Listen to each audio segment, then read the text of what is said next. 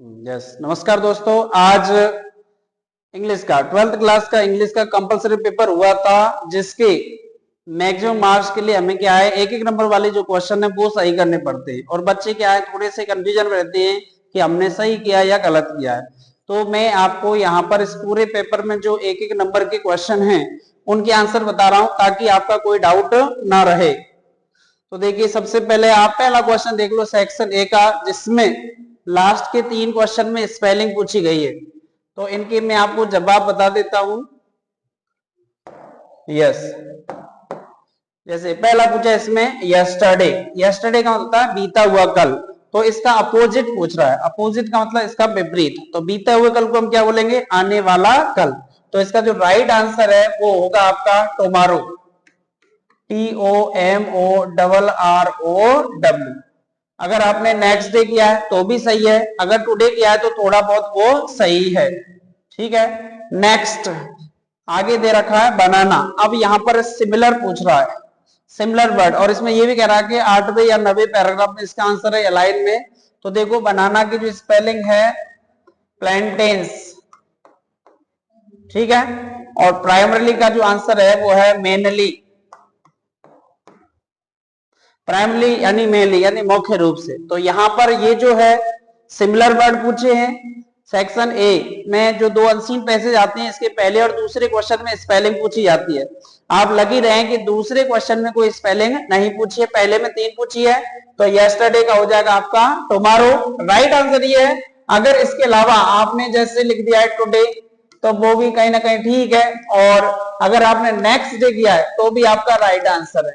लेकिन अपन को करना क्या पड़ता है, हमें पैराग्राफ की, ठीक है कि नहीं, जो शब्द है ना वो अपन को क्या करने पड़ते हैं, लिखने पड़ते हैं जो पैराग्राफ में पूछे हैं। तो ये आपका पहला क्वेश्चन कंप्लीट हो गया। दूसरा जो क्वेश्चन है, देखो इसमें केवल क्वेश्चन दे रखे हैं, ठीक है ना, इनके आंसर ढूंढ के लिखने हैं। तो ये ज्यादा बच्चों के लिए परेशानी वाला क्वेश्चन है नहीं, क्योंकि सेक्शन ए में बच्चों को जो दिक्कत होती है वो केवल स्पेलिंग में होती है। तो वो तीनों स्पेलिंग मैंने आपको बता दी है। ये सेक्शन बी है, सेक्शन बी राइटिंग स्किल वाला है। अब अपन सीधे आते हैं सेक्शन सी पर। सेक्शन सी में देखो क्वेश्चन आ गए हैं, ठीक है ना, ग्रामर के क्वेश्चन। इनके सही आंसर क्या होंगे, चलिए अपन उनको मिला लेते हैं।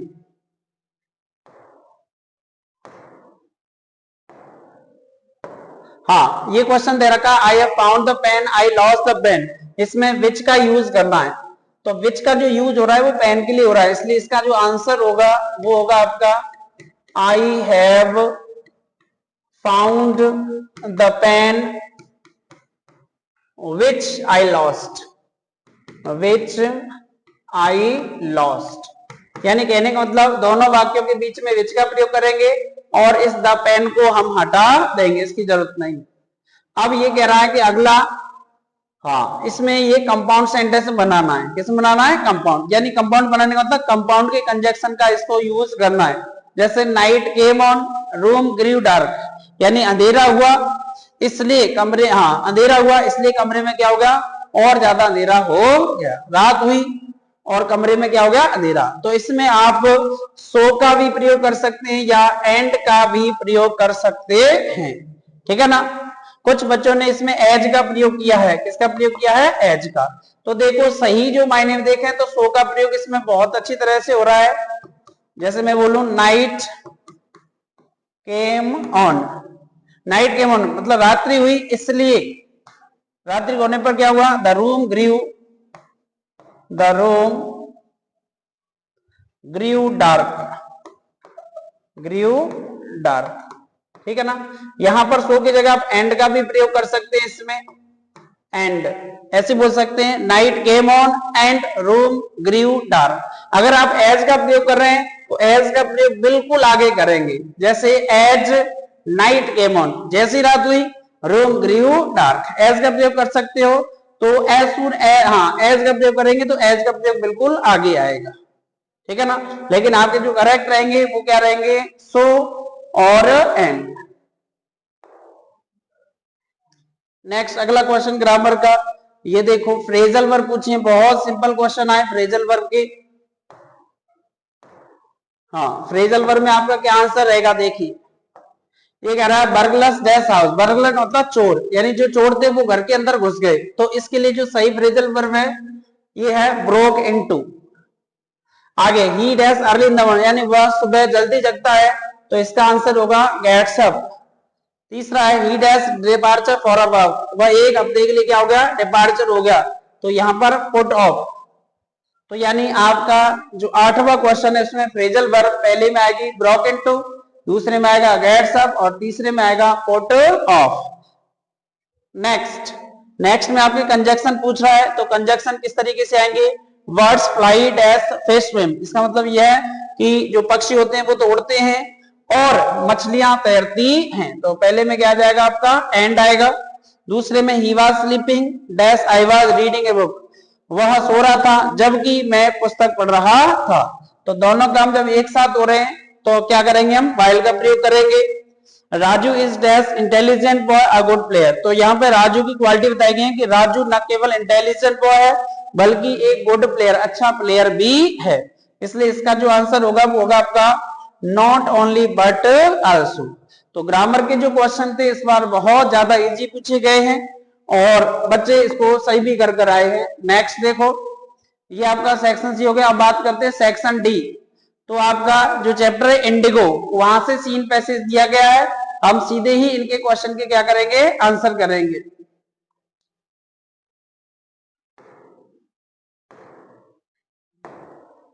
जैसे यहां पूछ रहा है कैपिटल ऑफ चंपारण वार, चंपारण की जो राजधानी थी उसका नाम क्या था, तो इसका आंसर होगा आपका मोतीहारी। नेक्स्ट क्वेश्चन देखो आगे,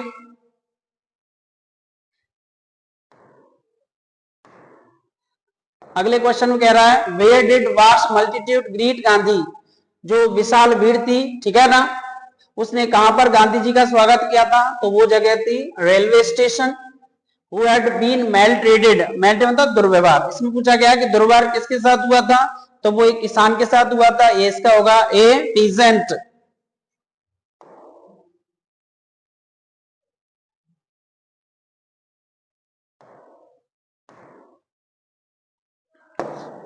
अगला क्वेश्चन है आपके who started out on the back of elephant, यानी हाथी के पीठ पर सवार होकर कौन गया था, तो यहां पर आंसर होगा आपके डी गांधी जी।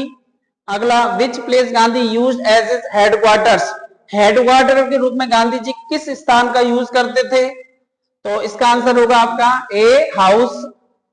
और who order Gandhi to return to town, और यहाँ पे ये पूछ रहा है कि जो गांधी जी थे उनको ऑर्डर किसने दिया टाउन को छोड़ने के लिए, तो इसका आंसर होगा आपका ए सुप्रिंटेंडेंट मैसेंजर, सुप्रिंटेंडेंट का जो मैसेंजर था उसने क्या दिया, आदेश दिया।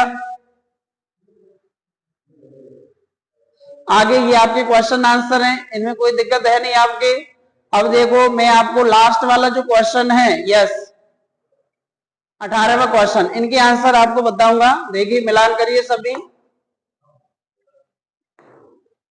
जैसे इसमें पूछ रहा है हुआ लुइसा, लुइसा कौन थी, तो लुइसा नैरेटर की वाइफ थी, यानी चार्ली की पत्नी का नाम था, जो इस स्टोरी का कौन है, नैरेटर। आगे है how many rings were sent to दुर्शनी, दुर्रे की पत्नी जो दुर्शनी थी उसको कितनी अंगूठियां भेजी गई थी, तो उसको वो 50 अंगूठियां भेजी गई थी। आगे देखो, हाँ तीसरा क्वेश्चन है for how many years Gondwana thrived, देखो इस क्वेश्चन में बच्चे कंफ्यूज हो गए, कंफ्यूज क्या हो गए, इसका सिस्टम क्या है, थ्राइव्ड का मतलब होता है फलना फूलना, यानी यहाँ पे ये पूछा है कि जो गोंडवाना है ना, जो अंटार्कटिका के कहीं मध्य में स्थित था, तो वो कितने मिलियन वर्ष तक फला फूला था। इसका जो राइट आंसर है वो है 500 मिलियन। अब बच्चे कंफ्यूज हो गए कि कुछ बच्चों को लग रहा था कि 656 मिलियन है, तो मैं आपको बता देता हूं कि यहाँ पे ये बताया गया है कि अंटार्कटिका जो महाद्वीप है ना, उसपे जो गोंडवाना था आज से 650 मिलियन वर्ष पूर्व वो अस्तित्व में था। लेकिन यहाँ पे क्वेश्चन ये पूछा है कि गोंडवाना कितने साल तक फला फूला, थ्राइव्ड कितने साल तक हुआ, तो इसका सही जो आंसर है वो है 500 मिलियन वर्ष। अगला name of Russian research vessel, यहाँ पे ये कह रहा है कि जो रूसी अनुसंधान जहाज है ना, पानी का जहाज, ठीक है ना, उसका नाम क्या था, तो उसका नाम था एकेडमिक सोकाल्स्की, तो सी आंसर इसका रहेगा। और इसके बाद नेक्स्ट क्वेश्चन,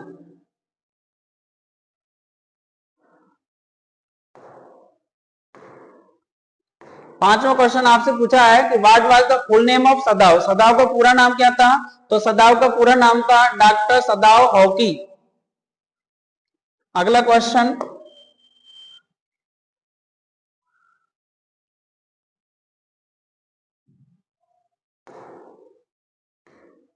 नेक्स्ट क्वेश्चन कह रहा है हानास बेबी बॉय वाज नियरली, यानी हाना का जो छोटा लड़का था ना बेबी, वो कितने महीने का था या कितने साल का था? तो इसका जो आंसर है वो है 3 months ओल्ड, 3 महीने का था। अगला question, who forbade Darry to go to garden again. Forbade का मतलब होता है मना करना, यानी डैरी जो लड़का था जिसका चेहरा जला हुआ था उसे पुनः गार्डन में जाने के लिए कौन रोकता है, किसने मना किया? तो उसकी मां ने मना किया था, डैरीज मदर। लास्ट के 2 क्वेश्चन है, उनके आंसर भी देखो आप।